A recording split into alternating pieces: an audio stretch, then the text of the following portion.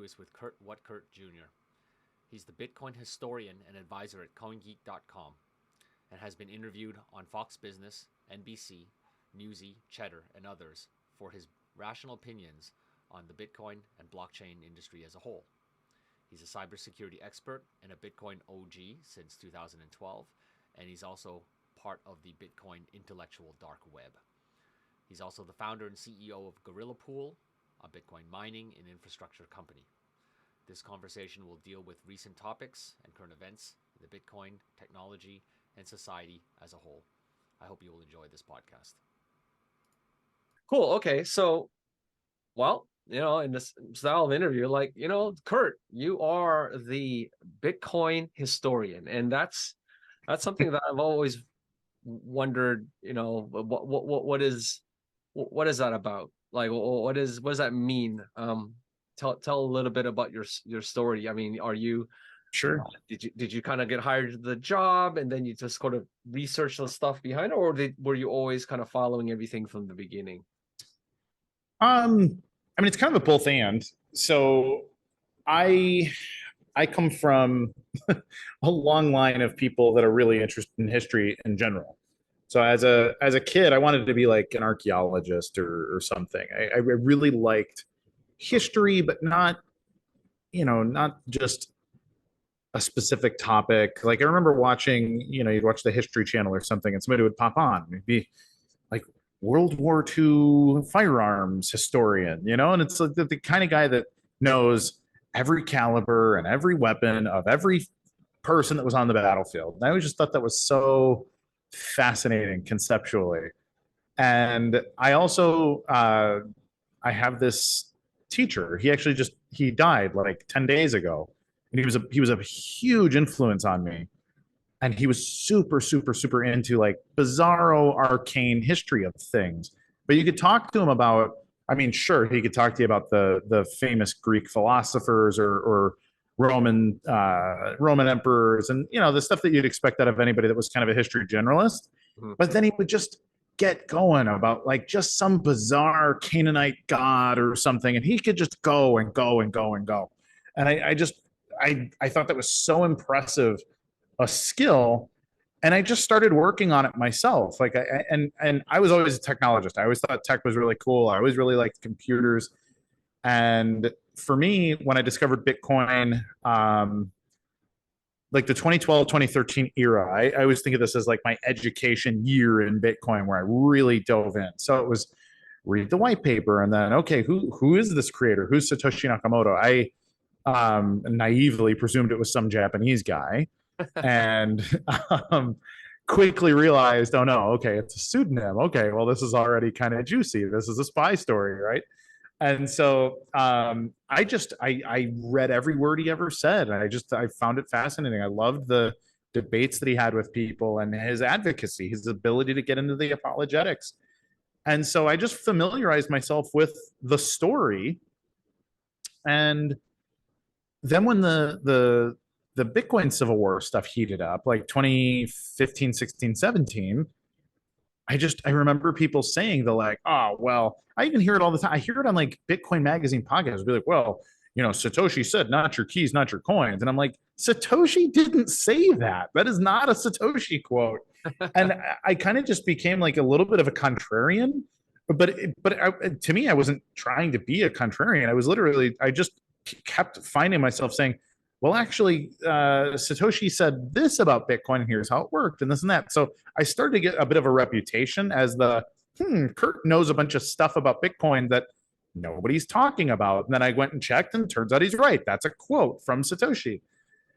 So all that to say, I earned that reputation a little bit during those like social media debates and that kind of stuff. And then when I came on with CoinGeek, I had been writing with them for like completely independently for about a year. I was still working in cybersecurity, and that was my full-time job. But I was writing an occasional article for CoinGeek, and they were really pushing me like, Kurt, we'd really love to have you on full-time. And like, okay, like maybe they had to ask me 3 or 4 times before I finally said okay. But then I came on, and it was like, okay, what's your role? What's your mandate? What's your remit for the company?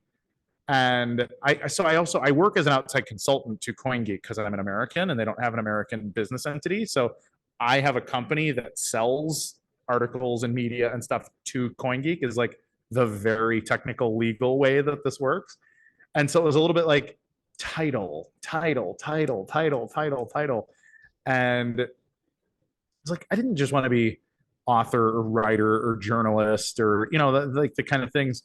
And I always really liked Craig's use of chief scientist, because it's not a title you would hear very often, right? And so I research company, I guess, or something like that. Yeah, maybe, but you wouldn't expect it out of a public person. Like Craig could have all kinds of titles, right? Right.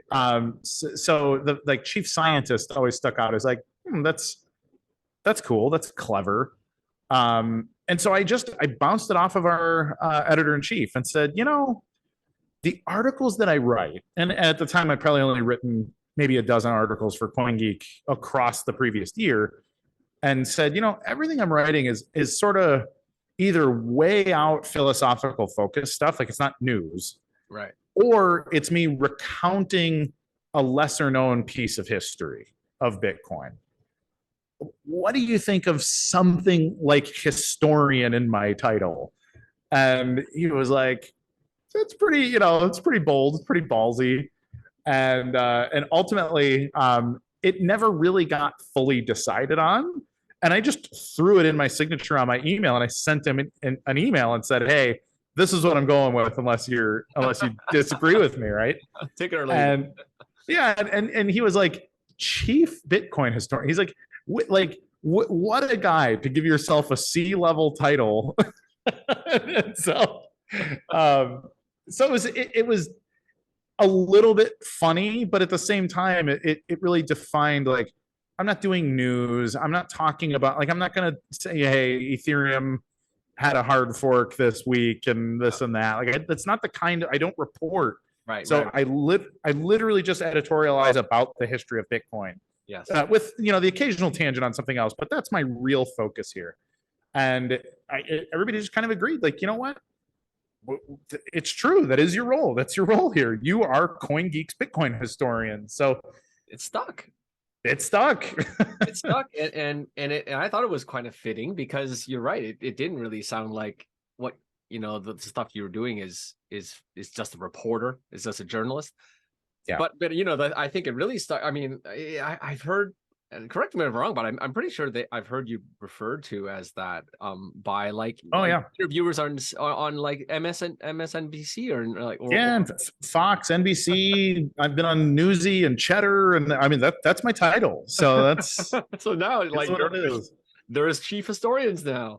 I mean, one I guess is kind of fitting, I suppose. well, and the other thing too, like, this is kind of how emerging tech titles work. So if you were to create a blockchain PhD program at a serious university, well, who teaches that? Because who is a Bitcoin expert? Right. And you could argue there's probably not a dozen actual Bitcoin experts on the planet.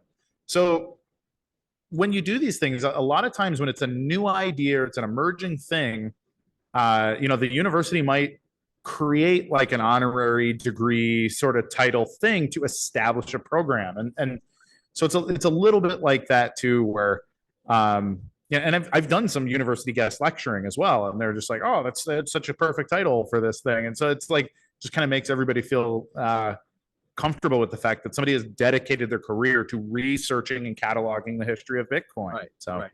And that is something that you had to do, right? I'm assuming that absolutely you really probably had to read through like the book of Satoshi, all the writings, all the forums. I mean, because you gotta, for the one person, you're the go-to person when somebody says like, there was that quote, and didn't Satoshi say this or that, and did this happen before that, or because there's just so much nuance and complication in the history of Bitcoin. And it is. It's weird. Like, the history of Bitcoin is super disparate. There's still just missing pieces. Like, I kind of keep like a puzzle of known facts and Like a serial disputable killer facts talking and board with yarn and everything. I don't use the red yarn because when the FBI inevitably kicks my door in someday, it's just it'll be too juicy for the courtroom scene. But Big question I'm mark in the middle of Satoshi. yeah, exactly right. You're right. The silhouette. Yeah. Well, and that's an interesting part of it too, like kind of delineating the like Satoshi from Craig. Like I think there is this sort of post Satoshi era. There's kind of the gray area where I call it the gray area, like the sort of mid 2010 through about mid 2012, where Satoshi became increasingly scarce, but wasn't like gone. And even when he was gone, like there's the I am not Dorian Nakamoto response. And that was quite a bit later. That was after Satoshi had officially left the project, you know? So but like there's stuff like that where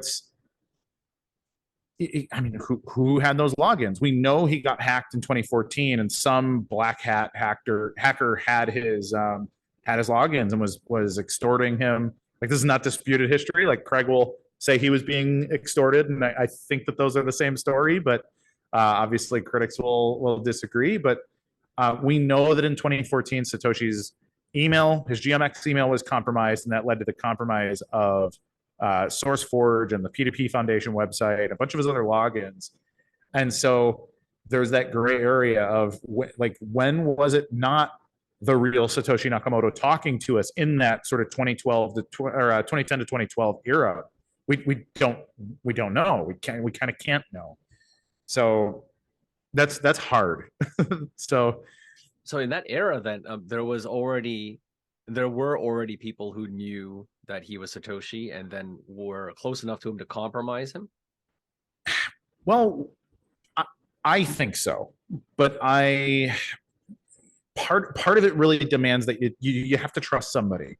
Mm-hmm. And frankly, given the detail of the story and the amount of emotion that Craig has for it, I trust Craig's account of the story, especially given the costs for him to kind of bear and own that story. What was the story just for? Because I'm not that familiar.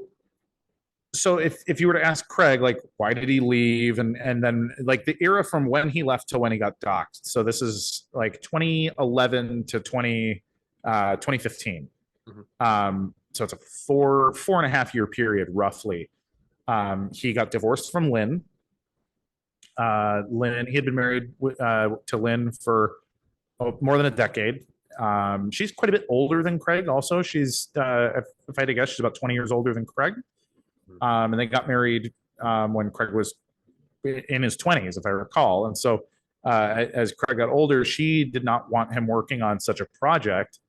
He had a tendency to take on passion projects, and that's stressful in any relationship. And so when he took on Bitcoin, it took a bunch of personal money and business money and personal time, and it ultimately led to their divorce. When he was getting divorced, it was kind of simultaneous with the opening of the Australian tax office audits and a bunch of these other things. So Craig had stressor on top of stressor on top of stressor. And then we know that sometime in 2014, that the servers that were under the management of, I believe it was his Hotwire PE company, which was like a cybersecurity intelligence management company that he had created. It was those servers got, I use the word burned, and I've seen people think I mean literally burned, like lit on fire. They were not literally lit on fire. They were compromised, and the data was deleted. So burned like a CIA agent would be burned. Right.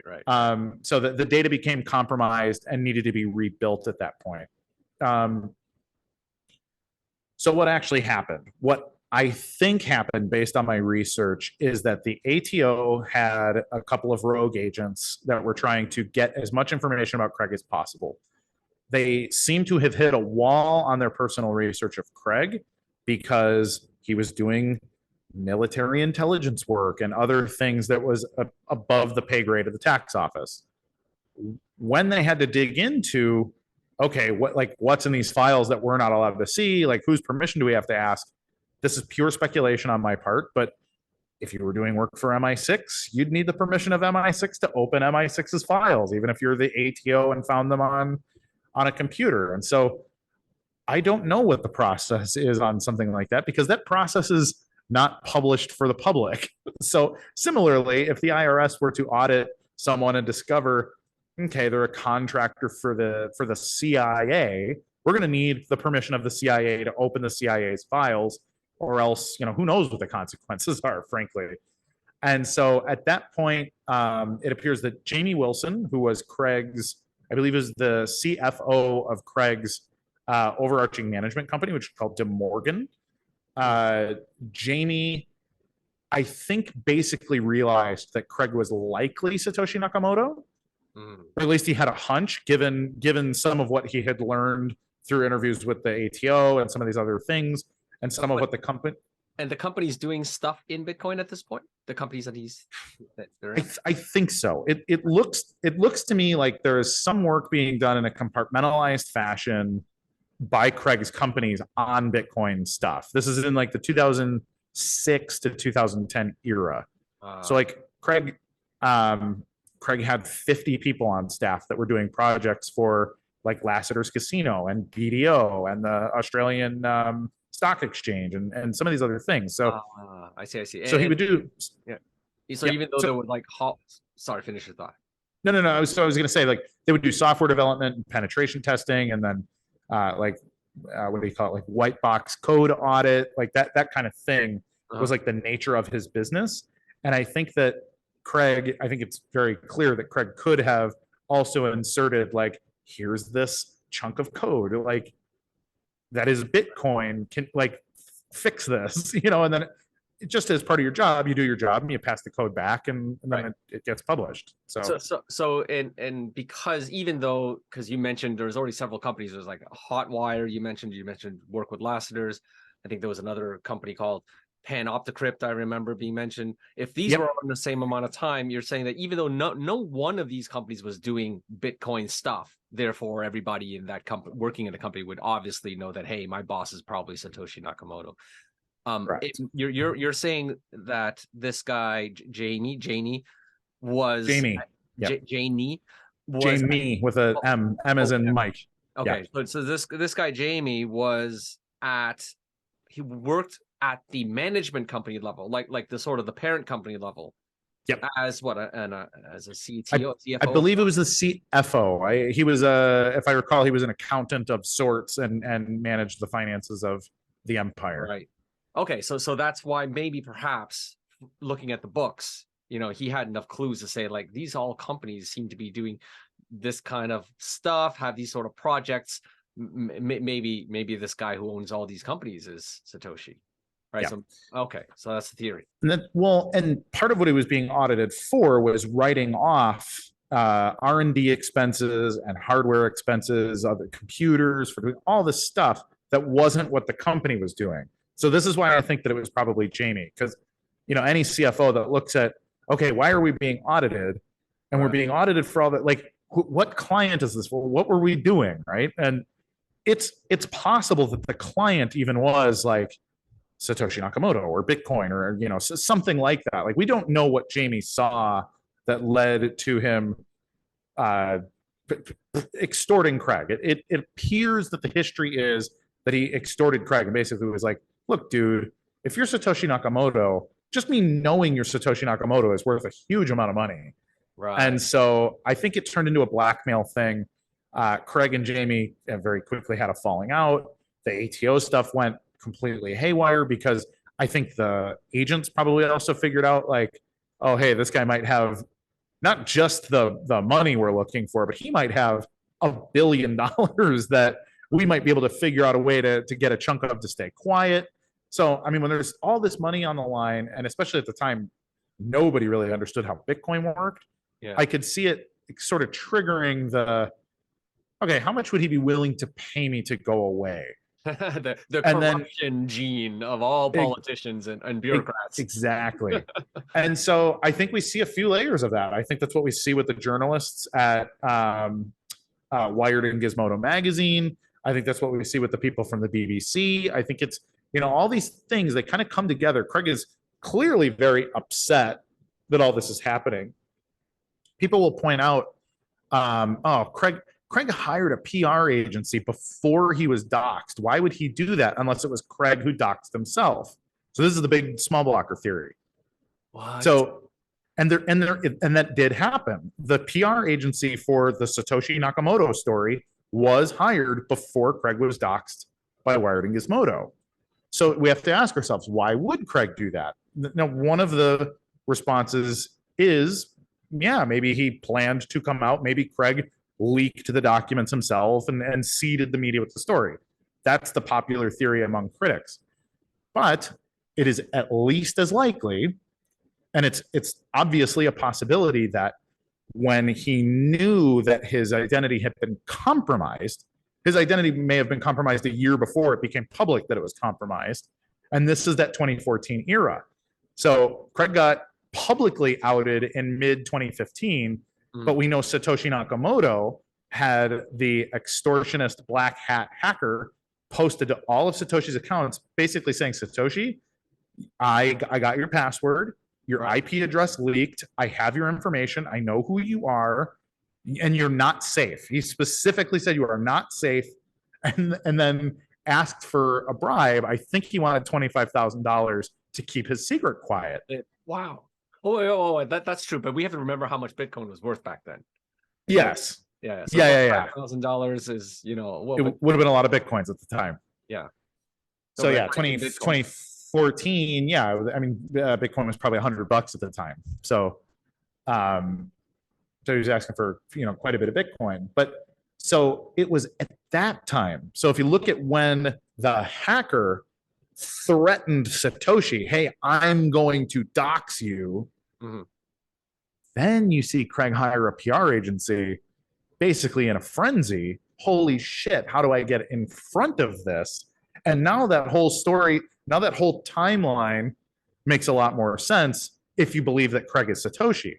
Like, knows he's doxxed, hires PR agency, and then and Stephen Matthews has told the story from his perspective, and he explains the panic with which Craig was begging to get ahead of this. Hey, can we make this announcement before I get out? Like, this media outlet, Wired and Gizmodo, are clearly trying to publish what they want about the story. Right. Can we push to get our version of the story out first? And they failed. And so then the rest of the story is public. Right. We're just saying the same thing, right? Because you have to tell your own narrative, right? This is why the mainstream media is failing, and the whole industry is sort of going into the toilet. Yeah. Because people are telling other people's story. Exactly. And for the first time in the history of the world, people have the platform and the medium to tell their own story, if only they just started, just turn on the camera. Turn on the camera. Really talk to people one-on-one. Yeah. Okay, that's kind of an interesting story then. Backstory. So that PR industry's companies hired. Then did they eventually get ahead of this? I mean, the PR agency was hired, but I mean was that PR agency and the story that was eventually released as part of Gizmodo, Wired, BBC, was that part of that PR agency's plan, or was that kind of? So it got super bungled. There's a name that occurs or recurs in that era, a guy named Robert McGregor. Robert McGregor started a company called, I believe it was either Entrust or Encrypt. I forget which one was first. But that company ultimately became Enchain over the course of a number of years. But that was actually Robert's company in somewhere in Canada. If I recall, it was Vancouver.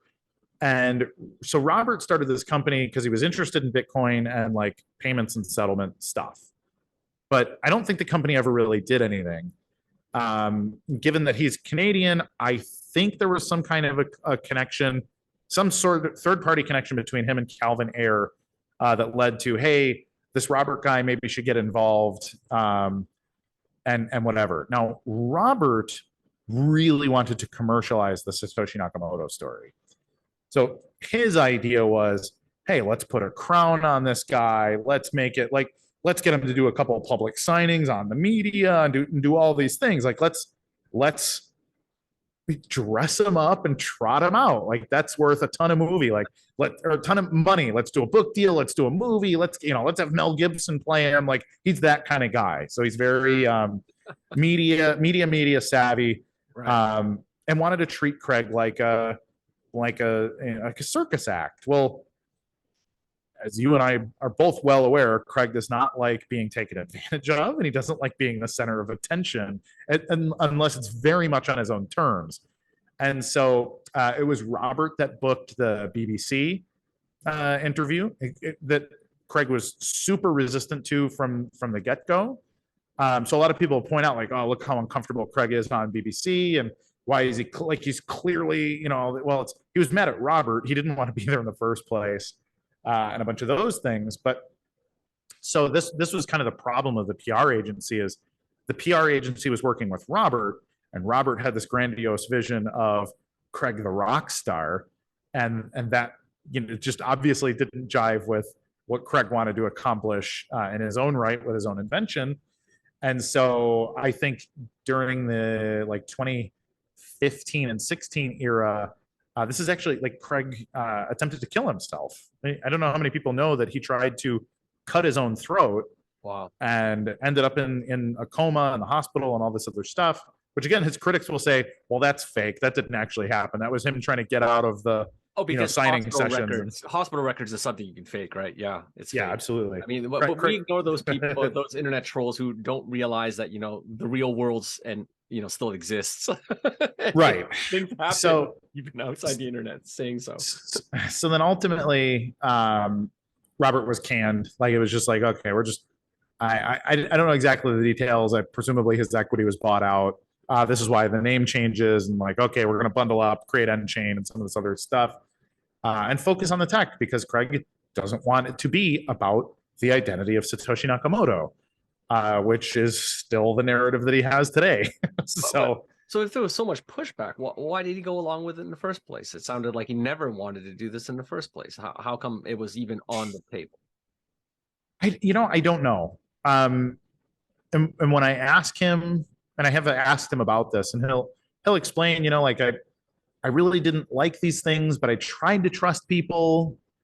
And then ultimately it just, he regretted trusting him at all. And I think this is where the autism thing kind of kicks in, where Craig knows that he is not actually able to read somebody's intentions organically. Like, Craig has an incredible ability to process information like a computer, but he can't read emotions because of the part of the spectrum he's on with his I believe it's Asperger's officially is what they call it. But so it makes it really difficult for him to figure out who he can and cannot trust. And so that means he's always uncomfortable trusting people. And so if a group of people, so if he had 5 people he does trust, say, maybe we should trust Robert, I could see Craig haphazardly trusting Robert, ending up in a situation that he then realizes he really does not like. And then, I mean, that's how that BBC interview ended with, you will never see me in the media again. I will never do, I will be gone. Like, I will be a ghost, like all these things. And I just think it's an indicator of him realizing, like, shoot, the cameras are on, but I'm definitely not doing this. Like, I really don't like it was like almost at the 11th hour realizes, like, no, I can't go through with this, and I don't even care that this is all on the record for all to see now, this public. Awful. Yeah, so it's upsetting, like, especially when you think of it from the perspective of, like, he's not well. This is like he has a disability and it was exploited, and we got to see the reaction to that thing, which to us, it's like, it's super awkward, it's hard to watch and all these things, but it's like, yeah, that's his life. He has to live with that every day. This is pretty tragic, actually, to participate as an audience on stuff like that. And actually it's things like that have actually led me to, despite the impact to my own reputation, say, like, look, man, like, I see how much this all hurts Craig. And so as somebody who I'm an extrovert. I don't suffer from any of the inability to read the room kind of stuff that Craig does. And I empathize for him immensely. So, I've kind of taken it upon myself. Nobody asked me to advocate for Craig, but as I've gotten to know him, I take it upon myself to be like, look, man, I've watched the guy cry talking about his family and how much all of this has hurt and all these other things. And I just, I believe that he is Satoshi. I think it's very clear that he is Satoshi, despite the problems with the story. And then here I am.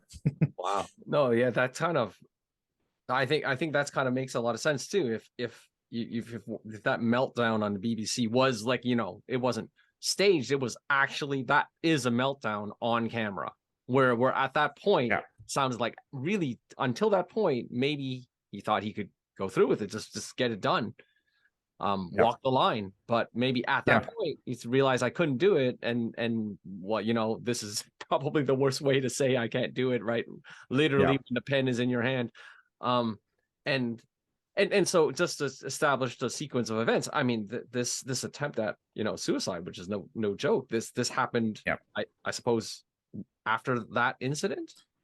It was so there was like a 6-week period where a bunch of stuff happened. So it was the Gavin Andreessen stuff, the BBC stuff, the Wired and Gizmodo, like all of it happened pretty rapidly in that era. So I forget the exact sequence of events, but there was I think it was another media thing that was supposed to happen. Like there was another scheduled Craig signed for the audience kind of thing. And it just was, too much. Take two, okay, the BBC is kind of boffed. Okay, let's do it for these other guys, right? Well, right now we need to make up for it. Like, I mean, picture Robert. Like Robert, admittedly, Robert probably had a lot of his own money tied up in whatever this outcome was too. It's imagine being a financer of a book and a movie, and it's just like investing in a pre-seed. It's like producer, right? He's executive Hollywood. producer of the outing of Satoshi Nakamoto, right? That's correct. Millions, right? I mean, you can't just call. I can only imagine. Yeah. Hey, BBC, come down. Come to my place. We have a thing for you to do. Don't drop what you're doing. Yep. Right. So I can sympathize with Robert putting some pressure on at the same time, because probably was not cheap. Wow. So that this is that makes a lot of things very clear. I mean, for the public, and I think the public who don't have the luxury of actually talking to the people, the parties involved directly, have to go through these sort of internet accounts.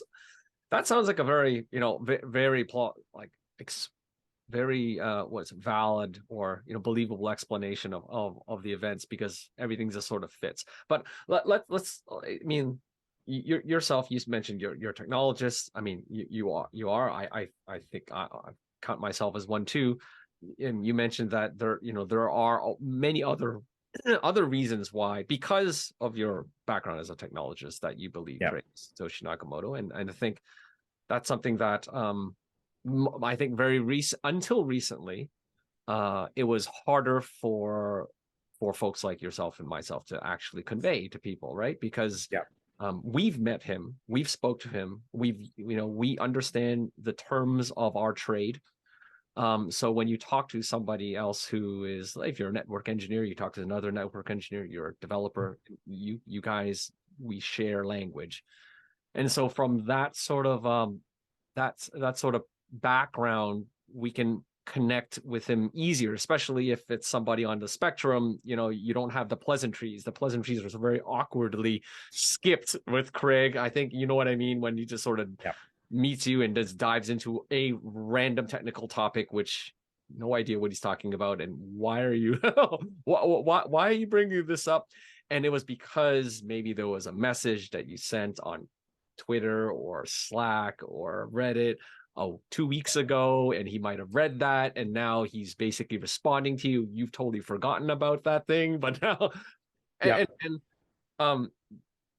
talk a little bit more about that. Like what, I mean, now, I mean, thankfully we have these, like, I don't know, hours, 8, 10, more than 10 hours of his, like 3 or 4 master classes, not all of which I've had time to go through all myself, but super interesting. We can get into that a little bit later.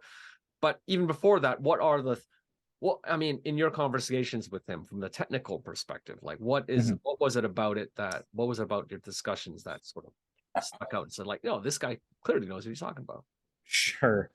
I think the most interesting ones are when he will passively comment on something that he clearly has a strong opinion about, but that is not a well-known public concept. So like there's lots of things in Bitcoin that are just kind of there, but are kind of vestigial in the sense that nobody's using them. So for example, like push data. Push data was not something that was used for a very long time in Bitcoin. Now there are some things that are using push data in BSV over the last 2 years or something. But even if you go back 3 or 4 years, everybody's just using op return and running script and op return and doing things like that, but not using Bitcoin script. And so, like if you were to bring something like that up, and I've had a few situations where I'll bring some bizarre thing or some arcane concept in Bitcoin up, and he'll immediately, like, you see his irritation with my presumption, because my presumption comes from some other cultural thing. Yeah. And then you see him say, well, yeah, that's what people think it's supposed to be used for. And then he'll just start going and explaining the why. And here's why this script does it this way, because I could have done it this way. I considered it doing like this, but that would have led to this problem. And then it's like listening to someone who built a race car from scratch, and I get to drive it sometimes, and I'm like, it feels a little funny when I shift into third gear if I'm over this amount. And it'll be like, oh, you discovered it. And like he has this inbuilt thing, like he knew someone might discover it someday. And so it's so obvious that he's not fabricating or having gotten lost in a concept or something like that. So when you talk about a specific thing, even at a surface level, and it's arcane, like this is not the kind of thing that somebody's just going to know off the top of their head, he starts going because he recalls building it. Yeah. And I think that's so key. It's like listening to a parent talk about their children.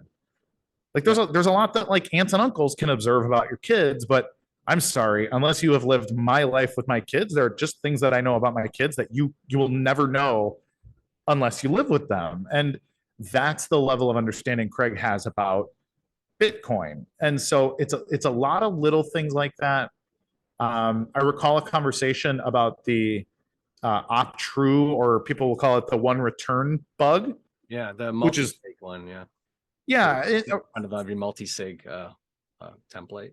Like, yeah. Exactly. Right. Like some thing that was got a very narrow use and it's not used widely and all these other things.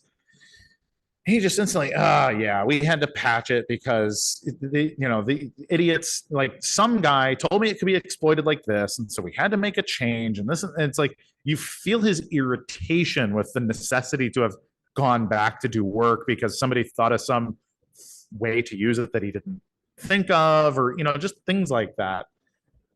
So it's a lot of stuff like that. A lot of people will point out like the Turing completion or the Turing completeness conversation that he had with Nick Szabo on stage with Bitcoin Bell and all of that stuff. Like that's another good example, although a super contentious one, because people still will argue that Bitcoin isn't Turing complete. Right. And that one's more anecdotal. I mean, that one's like, even if somebody was just one of the guys around Satoshi at the time, might have gleaned that if Satoshi just mentioned sure a message or something, maybe yeah. might have. but right, I mean the accounts of the little details of the race car engine, right? The carburetor was shaped this way because kind of answers. I kind of agree with you. My personal one was when I asked them why 21 million, right? You know, Yeah. I've asked that question to people like Peter Todd, Adam Back. Mhm. I know I've been to Bitcoin sort of tech conferences ever since like probably 2014 and so. And when I meet these people, does somebody know why Satoshi picked 21 million? Nobody had an answer. Like all these people who were supposed to be Satoshi, maybe they were and they just clammed up and didn't want to say, or they just had no idea, which is much more likely. And so Craig's answer was one that was kind of really was really elegant. I was like, wow, yeah, wow. I mean, that's a good answer. I mean, how it just, he just wanted it to have. Oh, it's what he wanted it to have, so that the remainder was always the remaining amount was always happens to be exactly the percentage of Bitcoins left, right? Yeah. It's like super elegant. Yeah, it's like 6.125 Bitcoins per block right now. That's because we're working on the last 6.125 of Bitcoins outstanding. Still doling that out. I was like, well, that's kind of cool. But it would have been cooler if it was 42. Seriously, you should have did 42. He did get that reference because he is British, or That's funny. Well, it's funny.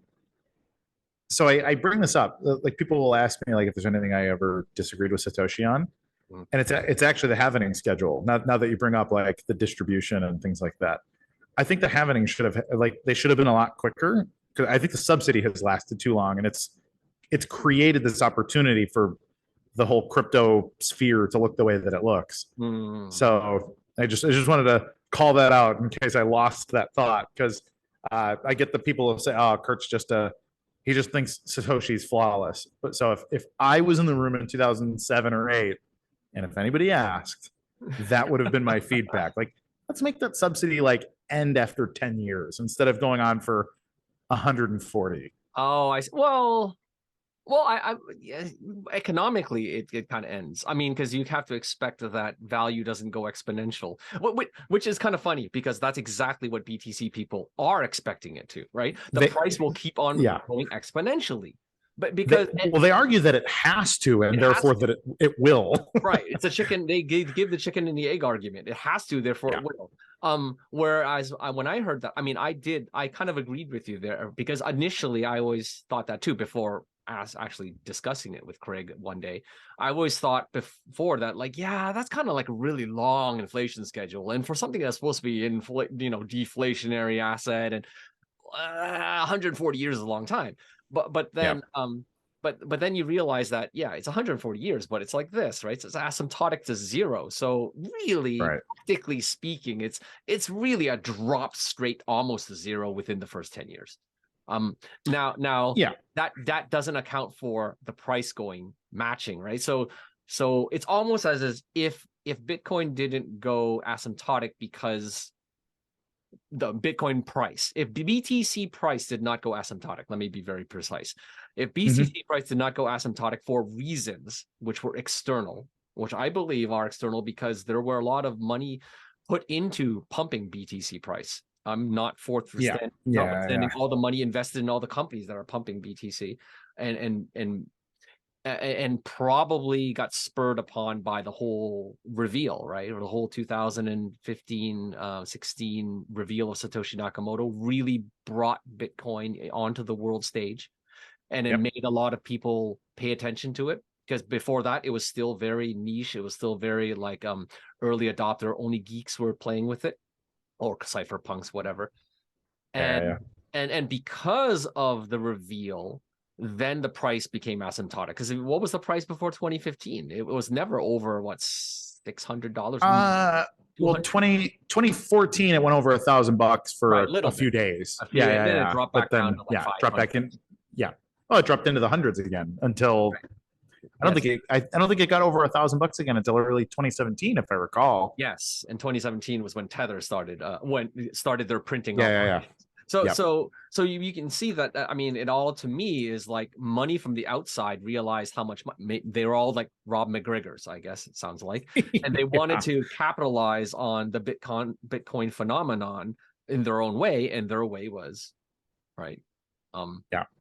promoting a price appreciation, and because of that price appreciation, the inflation schedule sort of got wonky and went sideways, because it would have. I mean, if Bitcoin was still $500 now, the inflation's like You would not have all of the energy waste because you would not have that this much hash power, because you would not be making $140,000 every block. You would be making what, like a couple thousand, less than $10,000 a block. So something way small. you're actually, that's something that I also want to get into, because we haven't gone into like mining, and you run Gorilla Pool. That's something that so we should get into that next. But yeah, I think the inflation schedule would have worked if the external forces as they were panned out, and now we have this pump and dump called we have this price appreciation cult. Let's just put it that way. In the most kind way to put it. We have people who are just think BTC is about price appreciation, exponential price appreciation, because those things are possible, and that's why it went that way. But my point was that when you mentioned the schedule, I thought it was kind of fitting, because I did ask why 4 years. I mean, it could have halved at any sort of time period. And the answer was also quite fitting. It was like, well, 4 years is about an amount of time like a presidency. So in the same way, a presidency has like a term to do what you need to do. And at first I thought, like, well, why model it after like, a democratic process? But then I stepped back and said, like, I'm thinking too much like an engineer, because the presidency cycle is 4 years. That's why you should also do it 4 years, because the world's economy ends up working in a cycle of 4 years, right? Because the whole world revolves around America, as we all know. And as American presidents change, the regime, the economic regime of the world sort of goes in step, and about the same amount of time. So I thought, okay, that actually does make sense, because otherwise it'd be arbitrary, 1 year, 2 years. I mean, and that might be too quick. You do want this cycle, and it ended up working out, because it turned out that the technology to build these ASIC boxes to mine ends up having a 2-year turnaround before they're obsolete. Right? And if the halving was shorter than that, it would have never worked, right? You do need to have some spend 2 years, make it up, and then earn for 2 years. Right? Yeah, no, it's actually that's fair. Well, I mean, it's just fascinating. It's how much of this was, darts at a dartboard versus hard. You're right. It's like, well, because I mean, how many things could you plan? And it depends on the person, I guess. So yeah, it's just wild. So okay, so let's move on to Gorilla Pool. So there's this company called Gorilla Pool, I mean, of which you are the I think you're the CEO, but I'm the CEO. I'm a co-founder and CEO. Yeah. So mining company. This is a podcast for the general audience. But what is mining? I mean, I think from what people hear of Bitcoin mining, it's wasteful. It's just burning energy for doing nothing. I mean, obviously there's some term called proof of work being thrown around, but I think now, there's Brian Daugherty was on the New York Senate having a testimony. So I think there's a more public material, a public good knowledge, as opposed to misinformation, which is, it's the stuff you read in Twitter and Reddit. And so what is Bitcoin mining? What is the idea with this company? What are you guys trying to do? So in a basic sense, because of the distributed nature of Bitcoin, somebody has to process the transaction, build the blocks, validate that the transactions are not double spent, kind of like a bad check, and also that they follow all of the rules of the network, because Bitcoin is also a rules enforcement system. So this would be, there's no added inflation that is unexpected, or there's no transaction that violates the protocol in some way. Like this is the job of the miner. Which actually is a term that I really hate, but because I think it implies that we're just looking for something, we're digging, right. And that's in my opinion kind of like the tangential part of the business. Actually, as a historian, did Satoshi introduce that term, miner? He did not introduce the term, if I recall. People kind of gleaned it from him mentioning gold a couple of times. Like he was kind of explaining like scarcity and things. But other people came up with the term mining, if I recall. And what I don't like about it is that it makes it about the it's the scarcity scavenger hunt, which Yeah. is like the mind virus that everyone has about Diamonds. Bitcoin. Yeah. Yeah, and it's just it's not healthy. Like what we're actually doing, the real service to the network is rule validation and transaction processing. Right. And for that, we get the coins that are mined as a consequence of that process. But it's the process that matters. So I was yeah. gonna say, I mean, because of that, I mean, I remember there was a version of Minecraft that actually is tied to, I don't know how, like actually digging in the game of Minecraft is your proof of work. Oh, funny. Yeah, some crypto. I'm sure it was like one of those altcoins which really amounted to nothing. But yeah, yeah. digging in the game and when you found a coin in the game, you found a proof of work. But nice.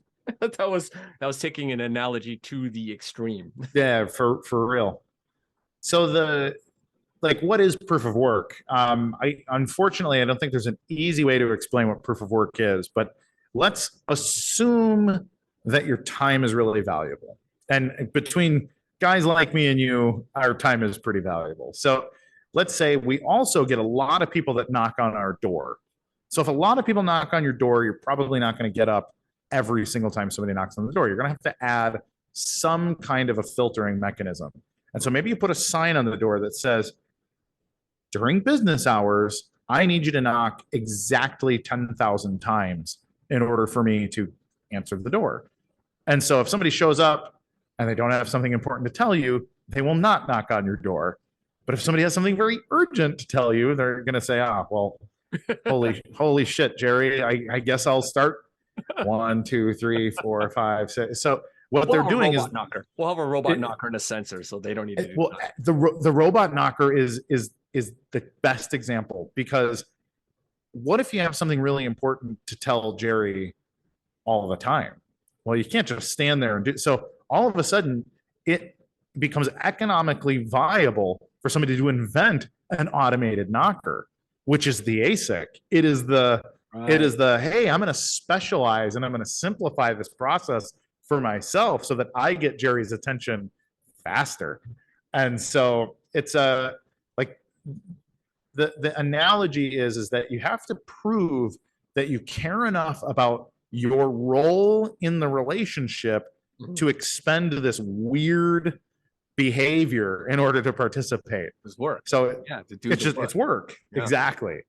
And so when people say, proof of work is just wasteful, these are typically low value people with low value ideas, because like that term. because if you don't understand the value of the work, it's because you're not producing something that is valuable with your work. And so it's super important for the same reason that all kinds of things are important in really weird ways. Now, a lot of people use the peacock analogy or the big antlers on a deer or whatever, but those things matter.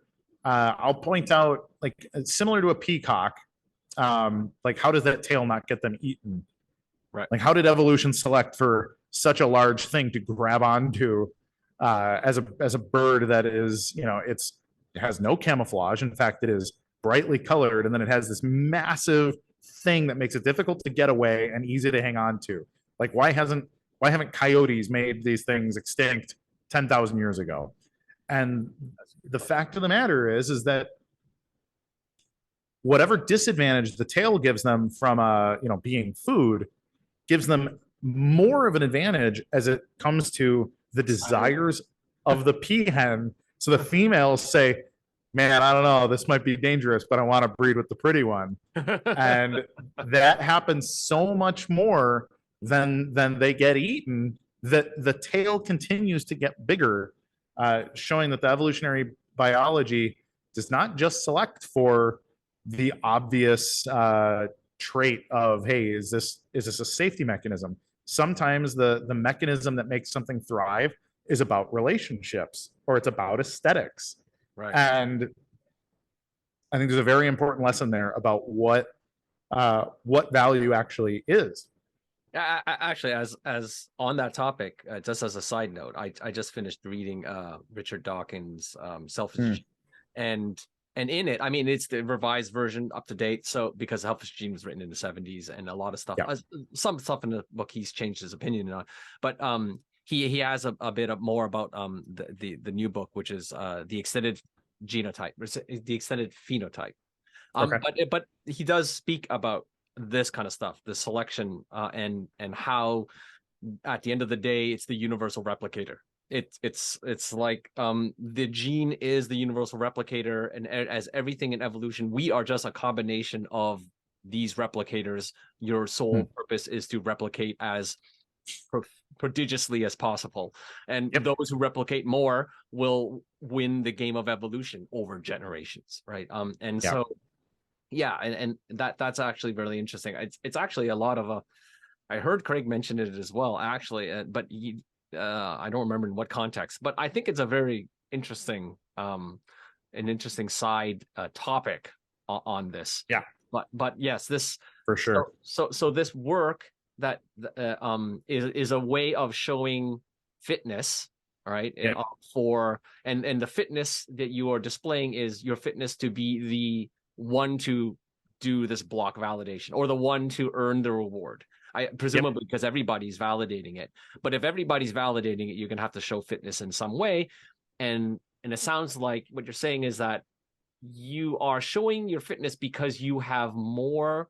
You're wasting more money. Well, they're not wasting. You're spending more money. Therefore, you're definitely burning more money for sure. Burning more money. Yeah. You're literally using you're using electricity. Therefore, burning money, and you want it more. Just like the peacock wants the coochie more.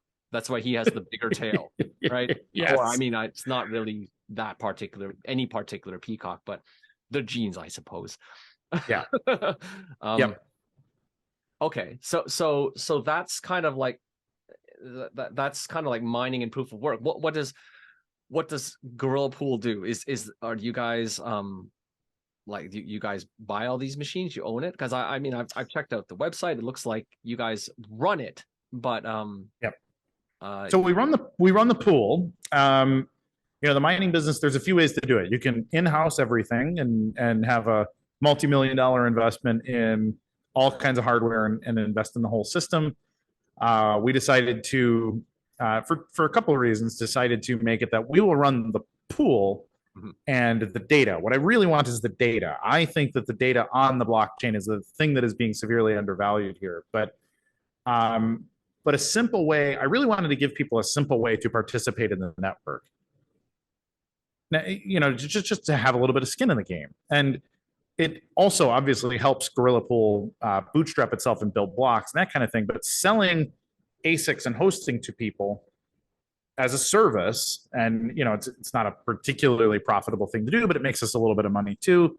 But selling people ASICs that they would buy from someone anyways, but then hosting them in such a way that you can mine BSV. Gorilla Pool is today the only public mining pool of BSV. So if you want to mine, you have two options. You can do the easy thing and mine with Gorilla Pool and you take your cut, or you can spin up your own node, spin up your own pool, buy your own ASICs and all this other stuff. It's essentially plug it into your wall, the three-phase power transformer that you got.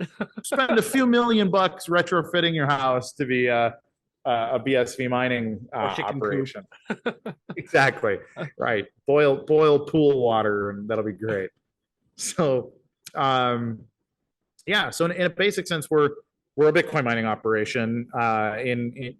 We look very similar to most other Bitcoin mining operations in a basic sense, but our company, what we see, like that's all near-term stuff, the mining blocks and doing the basic thing.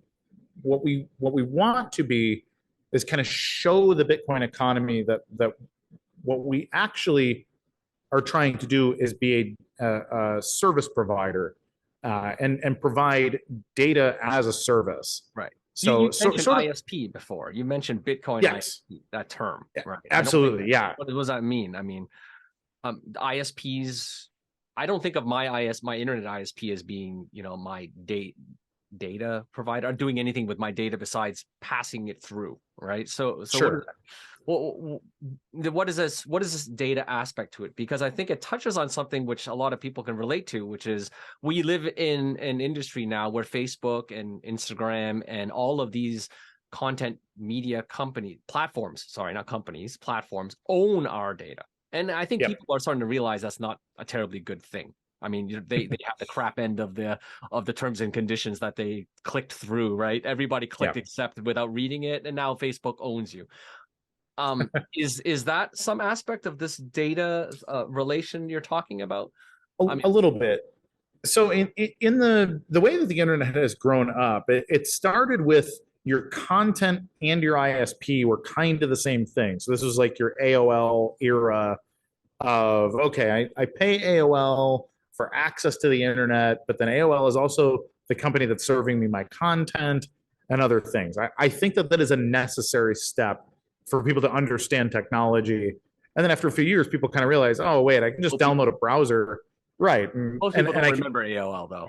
I mean, I'm getting old. So, but yeah, like you had to pay money to the AOL for access to the internet, or at least you thought you did. Turns out you can just get a free browser and you can check the internet anywhere you want. You just need to know where to go. Right. And then Google kind of democratized that, and then ultimately social media in many ways replaced traditional search engines, because it's like, well, why do I need to search for anything? I'll just check my feed of what everybody else is up to, and it's got kind of a town square aspect to things. But what I think is that in the Bitcoin space, the data on Bitcoin, or the ability for Bitcoin to secure, very trivially encrypt and decrypt data, and serve large amounts of data in a way that is globally secure, allows us to build a more secure peer-to-peer internet. And that sounds super cool, and it's very buzzwordy. It looked great on a pitch deck. But where the rubber hits the road, you get people say, okay, cool, how do I participate in that? And really, in many ways, the tooling just kind of isn't there. It still really isn't all the way there. But it really, really wasn't there a year and a half ago. And so people started saying, like, well, if I'm not supposed to run a node, or if it becomes prohibitively expensive for me to run a node for blockchain data, how do I have a blockchain startup? How can I use Bitcoin as the back end of my company? What does that look like? This is kind of like if it was 1996, I'm telling them, hey, man, get on the internet. But then I don't give anybody any tools. I don't tell people how to get a modem and a router and all these other things. And I just leave them. No, dude, get on the internet. And they're just like, do it, man. Just do it. I just don't know what the first step is. And so, so what we did is we created a product called Jungle Bus. And what Jungle Bus does is it ingests the monolithic blockchain data. The blockchain is just a bucket of data. Ultimately, it doesn't really have a lot of logic associated with it. And Jungle Bus assigns logic to every piece of data. So these are payments, these are JPEGs, these are tokens, these are a subset of tokens based on a certain protocol or whatever. Gives you a bunch of filtering logic so that your startup can say, okay, maybe I want to build a company that does voting on the blockchain, and I want to use a token system to create a digital identity, and I can secure the vote and we can audit it forever. And so I'm going to create a token protocol for my company, because this is what people do in BSV, is create their own token protocol. And and so if you're going to do that and you have a client and whatever else, then you say, okay, well, how do I access just my tokens for just my client? Because I don't want to keep all the crypto fights on my hard drive. I don't have any reason to. And so what we do is another token protocol. It's a game with every turn of the game is saved on chain. Mm-hmm. And so I say, okay, get a Jungle Bus subscription. All you have to do is pre-filter, and we will have those have your tokens taken from our Bitcoin node, our mining node. They have been ingested up into a Cassandra database where they're distributed and really scalable, but also just kind of big. And because you're a client of ours, we're going to put your tokens available via extremely high power, always on API. And we're going to put those things in a MongoDB, because it's just a really fast database for you to access your critical tokens. Okay. And so they would pay us, maybe it's $50 a month. maybe it's $5,000 a month, but it, you know, it doesn't really matter, because what we're doing is we're taking out all of the complicated stuff. So just like in the mid 90s or the early, more so the early 90s, it would have made a lot of sense to become your own ISP if you wanted to have access to the internet. But then it quickly turned into, all right, I guess I don't need that. I'm just, you know, and today your system looks like you probably rent a little router from your ISP that just connects you with the data you need, and it gives it to you with high availability. And then you kind of forget that it's there. Mm-hmm. And everything that you use filters through that. So you might have also had an email server in your house. You might have also had, you know, all kinds of other infrastructure that you now push to the cloud, because your ISP has simplified all of that so much for you and allowed you to use the internet as the single source for everything that you do. And it's my opinion that a Bitcoin miner needs to transition to that business model sooner rather than later, or else frankly we all lose. But I don't see anybody else doing it with the same kind of urgency that we are. And so that's kind of my that's my idea. This is why I think of us as a BSP, or I will also sometimes use the term Web3 ISP.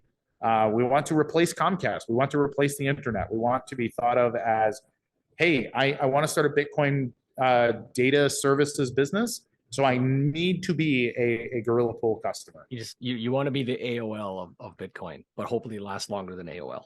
Yeah, we won't do a merger with Time Warner. Or insofar as AOL was just the CD you can stick in your computer and you just boot it was the first step. Okay, I got the internet now. All right. Okay. Yeah. Okay. That sort of makes sense. What do you think about, like, what's your opinion on the whole energy footprint of Bitcoin? I know that's kind of like something that people are talking more or being more conscientious about now. And they're thinking like, okay, so Bitcoin's a thing.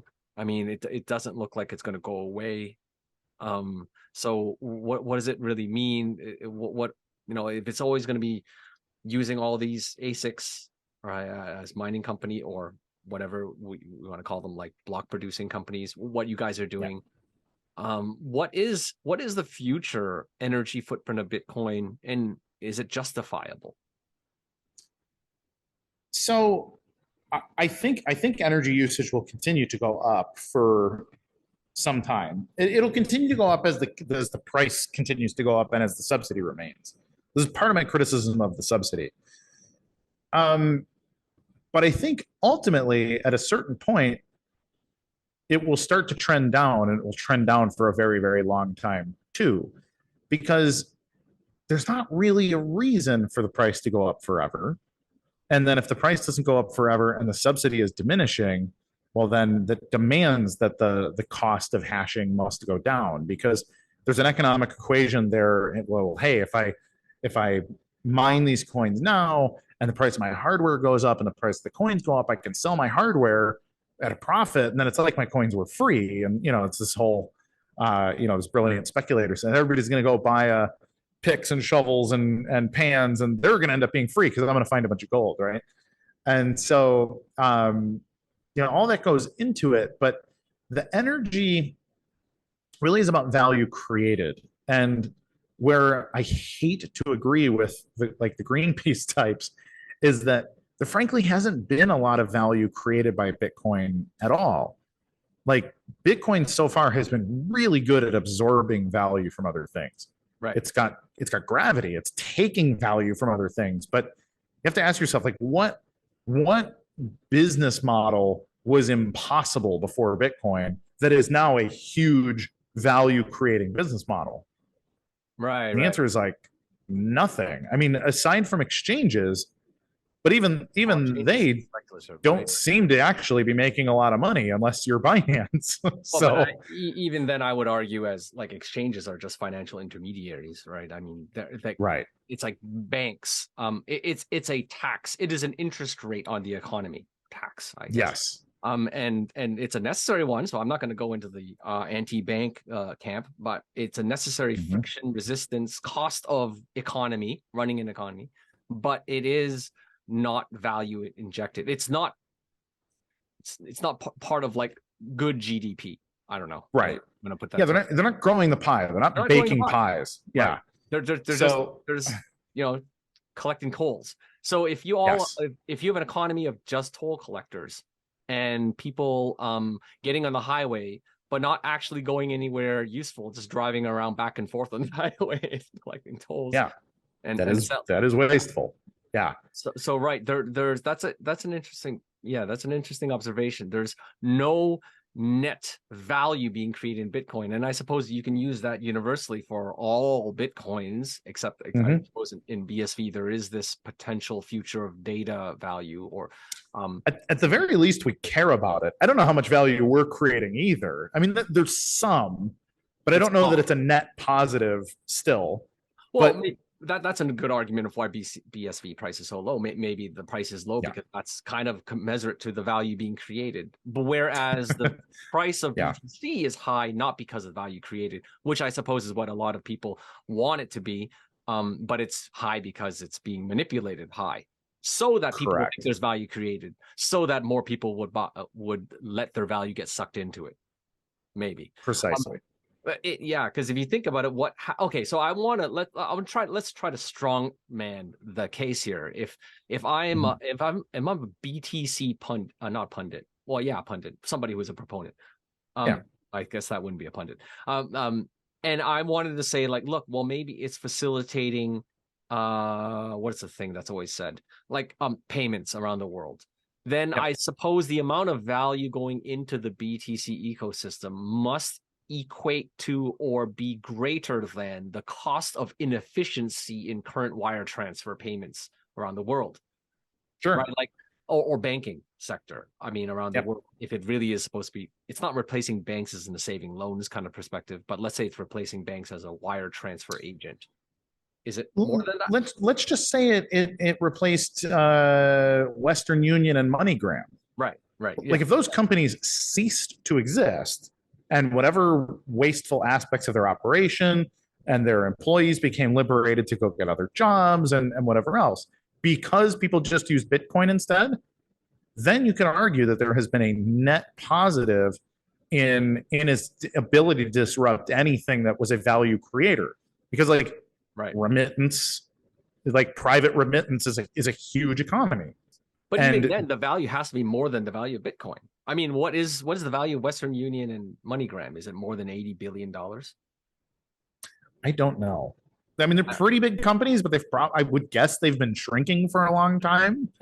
So I don't know. Well, even Ripple entered into a strategic venture kind of relationship with MoneyGram 4 or 5 years ago. It was a very big, like, oh my gosh, it's happening. And then they very quietly ended their relationship about 2 years ago, because it turns out Ripple doesn't actually work as well as they said it did. But it's a very curious thing that, I mean, somebody just has to build the business. But the elephant in the room, I think, is that because we're steel manning here. I mean, we're still talking in the best theoretical case. Even in the best theoretical case, if BTC Bitcoin was used and MoneyGram and TransferWise and TravelX was gone, Fedwire, ACH, right. If they all disappeared and it was working right now, the elephant in the room is that it still wouldn't work, because you're transferring Bitcoins to other people in, wherever these people couldn't get it before. Like, so you're transferring to somebody in Kenya. What are they going to do with Bitcoins? Like, you're assuming that they have an economy that they could spend Bitcoins in on the other side, but they don't, right? Well, not necessarily. So if you were to use MoneyGram or Western Union right now, you can settle it in the local currency. They're just currently using a private internal rail, and they have liquidity in both places. Oh, I see. Okay. Yeah. So if I'm sending something to Mumbai or something, like, they have rupees on the other end that they can give to the person, the recipient, if I'm sending from here in Miami. And so the business model would be get rid of whatever internal rails there are and just send Bitcoin in between locations. So they can just be like a kiosk kind of situation. I mean, the kiosk isn't really necessary. The kiosk is AOL again, but still, you got to get people to think about, oh wait, this is instantly trustworthy 99.999999% of the time, Or if I want to be super, super secure, I can wait 10 minutes. Cool. And that's super disruptive right there. And so that would be a net addition of efficiency. Mhm. Like that would be some new business that Bitcoin did better and therefore liberates other people to go work in other jobs, to pursue other efficiency. It eliminates whatever the energy expenditure or the hippies would say the carbon footprint of whatever MoneyGram and Western Union actually is today, and you replace it with just the innate carbon footprint of the existing Bitcoin infrastructure. And you could say, well, hey, we're doing billions of dollars a year in cross-border settlement for people that need to send money across borders. Like that's a huge important thing that we're doing with it. Mhm. But it'd be very difficult for the Greenpeace people to say, you guys are just wasting money on a bunch of nonsense that nobody's using. Like very quickly you can say, no, you're wrong. Here's a bunch of people whose lives are made objectively better because of the existence of the technology. But today that doesn't exist. Like they're not doing that. But I mean, is it theoretically just because? What is that doing fundamentally different from what Western Union is doing? Western Union is actually basically dealing with the transport of physical bills. So we're saying that if they only use the digital ledger, that they could do away with this. Like it doesn't have to be BTC. It doesn't, but if they use the digital ledger, so what keeps them from using a digital ledger today? Well, because I suppose the answer is you're going to have to do pairwise, a bank on the sending side, a bank on the receiving side, and it's going to be a different bank every time. There's a lot of, this bank has that charge, that bank has this charge. There's a lot. It's complicated. So they don't do that. They just literally shuffle papers back and forth around the world, and I have to basically make sure that there's enough papers on every terminal that they need it for. But if that's the case, if the innovation then is just a digital ledger, then I suppose this is why Ripple was because that's all Ripple is, right? Hey, we have a digital ledger. Why don't you use us instead? Sure. But then you would, I think the elephant in the room then needs to be discussed then is in that scenario, that also implies that there is a large, very deep liquid market of foreign exchange traders that are providing liquidity for both sides of every one of those deals, right? There needs to be, because Western Union is, I don't think, in the business of necessarily taking on that much FX risk. They necessarily have to because they're moving papers around, but but they're not on a daily basis like, hey, betting that dollar yen is going to go this way or that, and therefore I'm going to move here or that. So you're going to need a trading desk, an FX trading desk, and you're going to need those FX traders to be making these bets, right? One way, both ways, to facilitate Kenyan. Gosh, I don't know what Kenyan dollar is called, but I'm not sure either. Yeah, the Kenyan money system versus dollars, and they're going to have to trade that through Bitcoin, which is the huge assumption, because no market has been bootstrapped. Like the reason why foreign exchange traders trade FX, foreign currency, is not because there is one, right? If you just made up a new one, hey, I'm going to make a new one called Ripple or make it Bitcoin, whatever, guys, trade it, right? Like there'll be like, nobody in Kenya wants this crap. So I'm not gonna, who's gonna take a position? The spread is gonna be like, big enough to drive a bus through, as someone I knew always used to say. There's gonna be bid ask gonna be so huge, there's gonna be no way that saves costs, because all the costs will be lost in the fact that the bid ask spread is like massive, right? The people willing to sell is hugely up here, people willing to buy is down there, because there's nobody looking to buy and sell. So it's kind of like you're ignoring the issue that you can't bootstrap a market of for example, just look at any any foreign currency that isn't traded by not the G7 or not the G20. Sure. Namibian dollars, whatever Namibia has. Sorry if it's not dollars, right? That's Namibian versus USD. Not traded a lot, right? You're going to have a very niche trader who will probably cover that and all the other 100 countries which nobody really does trade with on a regular basis, enough to be moving hundreds of millions of dollars a day. So Bitcoin's going to be like one of those. And if Bitcoin's gonna be one of those, it's not really useful for Western Union to be using it, is it? But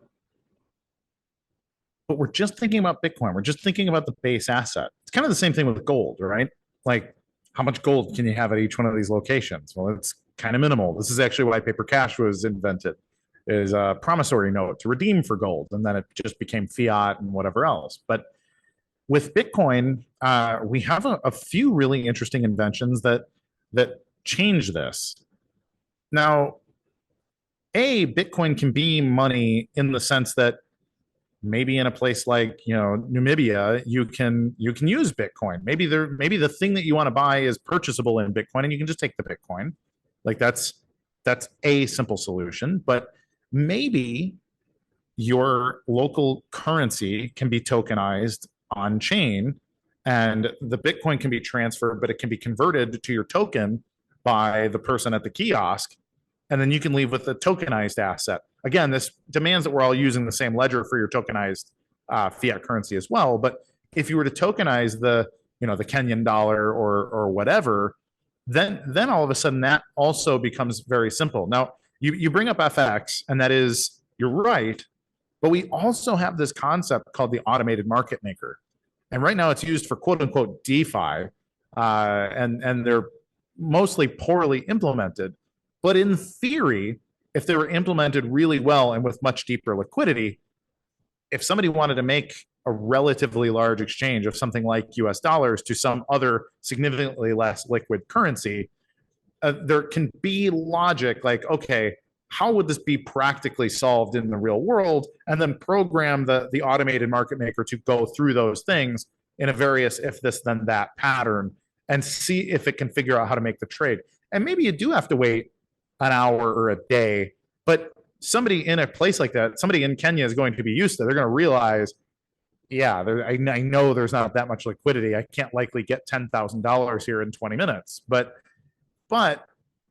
if we simplify the process, maybe the liquidity becomes that much easier. It reduces the friction of that liquidity. And then as liquidity makes its way into these automated market maker systems, then it becomes easier and easier to settle dollars for Kenyan currency and whatever else. And so like Bitcoin can solve these problems. We just have to, well, think about them and plan them and take the risk of building a business that does it. But actually it makes a lot of sense to write out a really well thought business plan and try to sell that business plan to Western Union or MoneyGram, frankly. So if you can do that, if you can say, hey, hire me as an outside consultant, like, let's try it. Let's try it between, New York and London, because those are two pretty liquid currencies, and let's see how this works, right? If we can show that it works there, then we can start to make our way to, okay, well, who's a little less liquid? Paris. Okay, let's also do it in Rome. Let's also do it. Okay, let's start pushing our way to Prague. And okay, let's see how well this works in, you start making your way to, whatever. And as you spread, well, then all of a sudden you're creating more liquidity, you're creating more trade volume, you're creating more actual demand for Bitcoin as a utility. And then, the people that have been hoarding it, they might see the opportunity to be like, hey, that's actually a pretty good way for me to put my Bitcoin to use. Not giving it to Sam Bankman-Fried and hoping to get 15%, but I might be able to give my Bitcoin over to MoneyGram and take a little bit of money on the spread for liquidity at the MoneyGram managed automated market maker and make 2% or something. And that would be the kind of thing where all of a sudden that becomes a really safe financial vehicle for holders to invest in, while actually disrupting the economy, while actually saving people time and money. And then all your Greenpeace people can go pound dirt because you're saying, hey, look at all these people who are actually helping. Like, none of this is fake. And so that's the dream for me. I think it's a lot of logistics, but as a business plan, it's actually a pretty simple business plan. Like, none of this is complicated. We just need somebody to do it. Oh, maybe it's me and you, Jerry. As simple as bootstrapping an entire market sounds to be. Yes, I suppose. Yeah. we just have to bootstrap an entire market. Yeah. Come on. All in a Sunday's work. Yeah. Okay, so that's interesting. What is the impact of Bitcoin and this sort of technology going into the future? I mean, energy or energy technology is one of the forefront of the topics these days, along with the other big one, AI. But Yeah. and if there's any aspects in that, feel free to steer the conversation to Bitcoin's application in that sense. But starting with energy, is there some sort of positive aspect, some sort of tagline goal that Bitcoin that you can basically give to the Greenpeacers? I hate using peace because I'm sorry. I've just there's this book I just I read, Apocalypse Never, which is great, by Schellenberger, which basically doesn't portray Greenpeace people in a good light, I'd like to say. And it's Yeah. Anyway, I recommend that book. But anyhow, like, yeah, what could you say to Greenpeacers of the future who are worried about Bitcoin and why it's doing nothing when we could be spending the money on, I don't know, stopping whaling ships? I don't know what. Sure. Yeah. So, I mean, it's a little bit of a difficult one because it comes down to politics and the way that you view the world as what is a valid use of human resources is going to fundamentally be a philosophical or political question. But I were to say, like, look, can we all agree that economy is a good thing? Like that we need to work. Somebody needs to work and trade and produce the food we eat. Like if we can agree with that, robots, right? Yeah, robots maybe someday. But I'm just gonna smoke pot. I'm not gonna do nothing. I'm just gonna lay back and sip my whiskey. Yeah. Well, and Bitcoin might help that happen, actually. But conceptually, I think we need to agree that there's a certain amount of output that is good for the existence and the propagation of the human race. Like that is a net good. Maybe there's a number that we could agree is a net good. Now, I hate bringing humanity down to a math problem, but that's the way that they want to think about it in a lot of cases. So let's say, okay, the economy is going to create a certain amount of output because we want hospitals, for example. Should we turn off all the equipment at hospitals for 6 hours a day in all the major cities because, well, they use a lot of energy? Well, no, probably not, especially if it's your loved one that just got in a car accident and you're really hoping the hospital is going to take very good care of them urgently and quickly. And so if we think about the economy in the same way, and truly this is the case, if you are unable to work or access even your work email or something, if your house internet goes out, like that's like can be a major calculable detriment. I just read an article about the coronation of King George is going to be a holiday in the UK, and they were literally saying it could start a recession because we're so close to having a recession right now that forcing everybody to have another day off in this current economic climate might be the thing that starts a recession in the UK. Wow. And so there's calculable. Wow. What's that? Wait, King George? What did I say, George? Charles. Oh, yeah. No, yeah, my bad. Total. Me being an American. So yeah, and I think his coronation is tomorrow or the day after, actually. So, but anyway, so if we take those things, there is a calculable cost to doing things inefficiently with economic output. Yeah, and so it behooves us to do things with greater economic efficiency. But one of the places where we have not really had a calculable incentive for creating energy as a normal person, Bitcoin actually gives us the ability to add value to units of power such that we can calculate what they're actually worth in a way that we can benefit from them. So it allows us to monetize the problem. This is kind of like, imagine if you got paid for every piece of garbage that you pulled out of the ocean, right? Right. Well, who's paying that bill? Like who owns the ocean? Now, this is going to be like a really obscene example, but imagine Dawn soap is used to clean up oil spills and clean off animals. They sponsor every time there's a giant oil spill in the Gulf of Mexico or whatever. Dawn shows up. They're a Procter and Gamble company, and they say, "Hey, here, use Dawn to clean off the ducks and the seals and the whatever." Doesn't sound really environmentally friendly.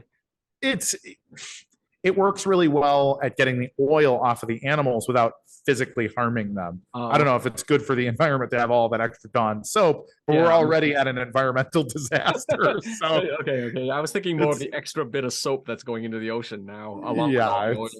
I think it's the lesser of two evils in this circumstance. But imagine if there was a section of the ocean that was, welcome to this section of the Gulf of Mexico, brought to you by Dawn, a Procter and Gamble company. You know, and it's like, that's super crass. Like, your anti-capitalist types are like, can we just let nature be nature?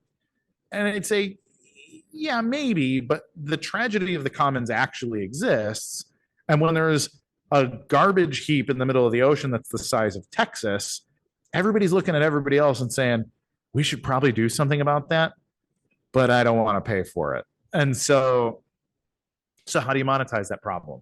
Well, you need to sell portions of the ocean. Somebody needs to take ownership of it and have a profit motive to take ownership of it. They need to essentially sell the tourism of their section of the ocean. If they were to do that, they would keep their section of the ocean. It would become competitive. And if you have people competing to have the most aesthetically pleasing portion of the ocean, then we've monetized that problem. Similarly, in Bitcoin, we have this problem of efficiency. Well, right now it's super cheap to dig for coal and drill for oil. It is still the most profitable way to turn something into energy for money. Mm. But as a miner, if I'm trying to think of ways, okay, how do I get access to cheaper and cheaper power? But it has to be reliable. It has to have a smooth current. I can't have it be blippy and peaky and all of that stuff. That's going to cause me problems. So how do I do that in a place that's rural? Mm. Well, now all of a sudden, me trying to solve that problem, actually, if I have a breakthrough, I start to solve problems for other people in rural areas who want access to cheap and useful power. I might be the guy to say, hey, 1,000 miles from anywhere town, how would you guys feel if I built a substation in town and the power comes to me, I mine with it, but on the back end, the power comes to you, and wouldn't you know it, the power's pretty cheap and it's super reliable. It's a lot more reliable than what you were doing. Can we come to an agreement here that this is a net good? Well, the people in town will likely say, oh, cool, you're going to make our electric bill cheaper while you're making our power more reliable. This is great. We might actually become a vibrant city. We may begin to grow economically. So that's the kind of incentive that really only Bitcoin can create on such a thing. But it might also give me the opportunity to say, hey, what other trapped energy is there that I can figure out how to liberate? Now, this is where we get flare gas mining, or you get the trapped gas. There's so much trapped gas in the world that is from old mining operations. And there's like, oh, hey, there's 50 years worth of natural gas trapped in a bubble, but there's not really a great way to transport it. We don't want to build an operation out here. It's like, oh, well, I'll buy the land adjacent to it and put a pipe down that pulls that pressurized oil up. I'll convert it to electricity and I'll mine on it. Now I'm taking this energy that was just stuck there that nobody was ever going to use, and it's incumbent upon me to create an efficient way to harvest that. But the technology that I invent to harvest that can also be used to harvest it all over the world otherwise. And so now we're taking these resources that were dormant. I don't think anybody's crying and saying, oh, leave the gas alone, right? So if we can turn that gas that is otherwise unused into an energy source, that's also a net benefit for the world. And so we're liberating sources of energy all over the world, and particularly in rural areas that wouldn't otherwise be accessed because there's no economic incentive to try to access them without Bitcoin. Well, I think that your point of, it has to have an economic aspect is sort of the key point there. And it doesn't really, it matters most that there is an economic incentive for things to be done, and it's a function proportional to the value of the energy, or if you can get the energy costs down, then everything else good follows, right? Development of the rural area, whatever, as long as you can reduce the cost of energy. And I think there's a lot of I hear a lot of similarities in very different disciplines, where it all goes back down to reducing the cost of energy, creates positive economic development, not exploited. Like when they moved from burning wood to burning coal, like there was a big jump. That was like the Industrial Revolution, and they because the energy became more dense, right? And because coal is very not so dense version of the same amount of energy, and then you went from coal to nat gas, even more dense, and oil, super dense, right now the most dense form that we can use, and to the most dense, uranium, right, which is why I'm guessing that if Bitcoin's relationship with energy is always to help provide liquidity so that people everywhere can experience the benefits of a denser form of energy, then the natural conclusion is, you go to the densest form, because the evolution of mankind has always grown. Technology has always grown in leaps and bounds. Technology, standard of living, everything good, development, raising of poverty levels, everything goes with switching to a denser form of energy. Absolutely. So it sounds like, everything, which it should be all pro whatever, like these. I've read that thorium reactors can be relatively small. I don't know how far that technology is. That there's a couple of startups doing it. I don't know whether or not it's workable or not. But if there was hypothetically a nuclear reactor, sounds scary, but it's thorium, so apparently it doesn't melt down. It's not uranium, and it's the size of a refrigerator. Then maybe that makes sense to be putting these things all around rural areas. You can have your own 20 megawatt generator or whatever it is, 50 megawatt. Or imagine testing it 1,000 times in rural areas where there's just not a lot of human risk for all of that, and then we have 1,000 proofs of concept that, hey, this is actually safe. We've got all this data that it's safe. Why don't we try something like this in the suburbs, or instead of having giant coal plants or whatever else that are processing electricity? Like, we need to have an incentive to invest in energy in the first place. This is Jack Pitts was, when the three of us were having this conversation a little bit, and he's arguing, wow, the cost to insure is too high, and so it ultimately falls on the government to bail out meltdowns, and he's right, but he's ignoring the fact that, well, you can't just stop scientific research because the cost is too high right now. Like, the cost was too high at every step until we realized how to refine it down to a process that made it more valuable. And so, in fact, that's the point. That's the point of government subsidies. It's like the government is supposed to use their tax dollars, a portion of it, to subsidize things which are too expensive, and it's for common good. Right? It's not like cleaning up the middle of the ocean. No company is going to do that because nobody owns the ocean. So that's exactly what these tax dollars should be used for, as opposed to, well, I totally agree with him on it shouldn't be used for a lot of things that it's currently used for. Same. But this is one of those rare times where it's like, yeah, that's exactly what my tax dollars should be used for. Because I wouldn't want a company to monopolize this kind of stuff, because then you'll get like a Theranos, right? I mean, as an example, every I hope not. Yeah, right. Totally fake product. Totally safe nuclear reactor we just invented. Right. Don't worry about it. No, it does everything, and it does it for basically free. We're gonna be rich.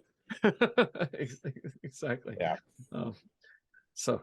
That's interesting. So Bitcoin if Bitcoin can help somehow shoulder that burden of the initial investment, then there's a lot of interesting stuff that we can have in the near future, I think, in terms of a dense, not free, it's not going to be free, but unless, we talk about fusion. In case fusion is, once it starts running, pretty free, as I heard, like 10 cents apparently. One person's energy will cost 10 cents a year. But of course, all of the costs are upfront in building the tokamak, and research and making it work. So that's like 99.9% upfront costs, 0% 0.01% ongoing costs. So that's kind of, once again, that's another thing that only governments could fund. Well, I take that back. I suppose there's a lot of money in licensing working. I mean, Sure. the engineering, I mean, theoretically, they have some sort of working thing, a model, working example, but all of it is going to be the engineering, in which case all of the things which are created to solve the engineering problems will be probably licensable. So, companies can make a lot of money licensing working version of this and that. Okay. Yep. Yeah, I take that back. It's not going to be all government funded. In fact, the people, there's a healthy split. I've heard from academic researchers, which are, not corporate related, and then corporate entities which are doing it for profit. Anyhow, okay, so the interesting, I think we're rounding up on almost 2 hours now. So let's say 10, 15 minutes left. Sounds good. I wanted to ask you about, like, so you do Brazilian jiu-jitsu, and so does your wife, and because I think I see that on a lot of your profiles and stuff. How does that, how do you see that as something that helps your life balance? I mean, do you see that as something that is a big part of your, I mean, obviously, I guess it's a big part of your life. I suppose the question is why? Well, why? What do you have people to say, like, for how are like these kind of martial activities, sports, helpful for someone? I think, well, first of all, it's its own proof of work, right? So it's a thing to do in order to prove to yourself that you can do it. And I think that just has value for the same reason that something like gardening might also have value. Like, hey, can I can grow wildflowers. Can I grow rare flowers? Can I grow an award-winning flower, right? Like, there are reasons to do that are hard to quantify unless you're in the niche, right? So I'm not going to join the garden club ever. I don't care about it. The ladies that walk around and ask you to cut your grass, I can't relate with anything in their headspace, but they also can't relate with why I would work a 10-hour day and then go to the gym for 2 hours every night to go get sweaty and beat the crap out of my friends. but what I like about it is there's just something about combat. It's so, like, from an evolutionary standpoint, it's such a visceral thing that we have gotten away from only in the last, like, maybe 2 or 3 generations, where it would be uncommon. So if we were to just go back 100 years ago, it would be very common for men of roughly our age. I think you and I are around the same age. And, for us to have, just by virtue of the fact that we were healthy men, had to have gone to war or had to have just had the ability to protect our families because invaders are a problem and that kind of thing. And so I think that if you look at the last 50,000 years of human history, or what we know of it, there's been a lot of combat in those things. And now I sit at a desk in front of a computer and I get to talk to anyone in the world instantly via Zoom, and I sit on my ass all day. And, like, right. It's great. It has tons and tons of benefits. There's, like, I can go on forever about the benefits of the internet economy and all of these things, but there's so much of my programming that was built on, like, the only reason I'm here is because I come from a perhaps infinite line of things that successfully killed someone to get here. Yes. And so exercise this ability, this thing that needs to persist. Otherwise, it's eventually we're all going to be like little green men, like all skinny. Yeah, you don't want to be you don't want to be a blob. I don't want to be like a brain in a bubble and that kind of thing. Like, that doesn't sound fun. So I think there's that sort of, I do it because I feel that I must, but it's just a super good way to, like, burn off tension, deal with the day. Like, I think that's kind of like what I wanted to get at, because you seem like a very good-natured, fellow, like well balanced, let's just say, Yeah. in the position you are in, right? And I know you are probably the brunt of a lot of animosity online, because Yeah. you are a face of who are basically who's saying the truth to a lot of people who don't want to hear it, for various reasons, and so therefore you are the brunt of a lot of aggression, but you seem to like weather it very well. And so Yeah. I wanted to, that's kind of like what I was wondering. Is there something about being able to vent that side of the emotional stress in Yeah. a combative sport, specifically a combative sport, that Yep. makes it easier for you to be level-headed and Sure. be able to take Yeah, I mean, well, just like anything else. I mean, if you train it, it becomes second nature to you. Like I do not do a lot of high level math. So if I had to go to take a trigonometry test, I would likely fail it. I certainly wouldn't do well. But if I spent 6 weeks brushing up on all the, oh, okay, yeah, I remember. Okay, cosine, cotangent, this and that. Oh, yeah, I remember. You know, I haven't done it since high school, or I guess I took some math in college. But if I worked it out, I could probably pass that test. But I couldn't do it cold. And it's kind of the same thing with combat. But for some reason, people tend to think that they can fight just innately. Everybody just sort of pictures themselves, well, if I had to fight, here's what I would do. Here's how I would Hollywood. win, right? No, Hollywood. It's we're seeing it on TV. Oh, I know how to do that. I saw Yeah. it. I saw it on like Batman. exactly. I can totally do that. And so the problem is it's just like math. If you haven't done it ever or in a long time, it's all just gibberish. You just don't, you're not even going to be able to deal with, like, oh my gosh, like the adrenaline dump that I'm receiving right now, or the fact that like lactic acid from the adrenaline will build up in your joints, and like you might try to make a fist and your hands won't close because the hormones get crispy in your knuckles. Like, this is a thing that you don't know about combat unless you do it. Mhm. And so just that training. So when I get somebody on Twitter or somebody, oh, you're this loser. What's it like to be a loser? Like that kind of thing. And I have to laugh because it's like, I know what it's like to be a loser. There's people that kick my ass every day. I have been physically choked. I've had my fingers broken. I've popped my shoulder and my knee and both ankles and all these other things. Like, I know what it's like to be broken by a fight. And I know what it's like to break someone in a fight. Like, I know what it is like to choke someone unconscious or tear a joint. I've torn people's shoulders out of their sockets in competition because they won't tap. Now, how many people out there know what it's like to choke someone unconscious or tear someone's limb out of its socket? That's a very small number. And so when I get close to zero for people online as well. it's pushing zero among Twitter trolls, And so when you get these people that start talking tough, I can't help but pity them, because I'll tell you what, with all of my capability, I'm also quite big. I'm 6'3". I'm like 275 pounds. Like, I'm very trained and I'm very big.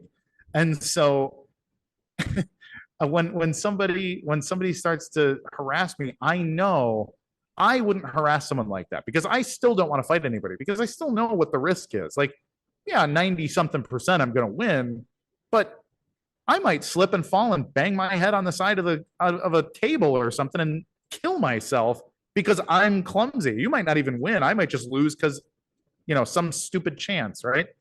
And so people that know how to fight are a lot less likely to engage in a fight. And so when you get threats from people, I mostly have to just kind of chuckle and pity them a little bit, because it's like, you wouldn't threaten me if you knew what I was capable of. So it's just one of those things that it also really it puts a lot of things into perspective. Like, I know what it's like to have a 300-pound professional athlete try to kill me. and to remain calm and to be as Really try to kill calm. you, or I just mean, in in the sport. sport? Yeah. Okay. And so the ability to remain calm and try to solve whatever puzzle he's throwing at me, and the consequences, my potential bodily injury, at the very least, my ego, and continue just like, because if I'm emotional, or if I try to explode at the wrong time, it's just going to waste energy and work toward their victory. And so you train yourself to wait for the right moment, to not expend unnecessary energy.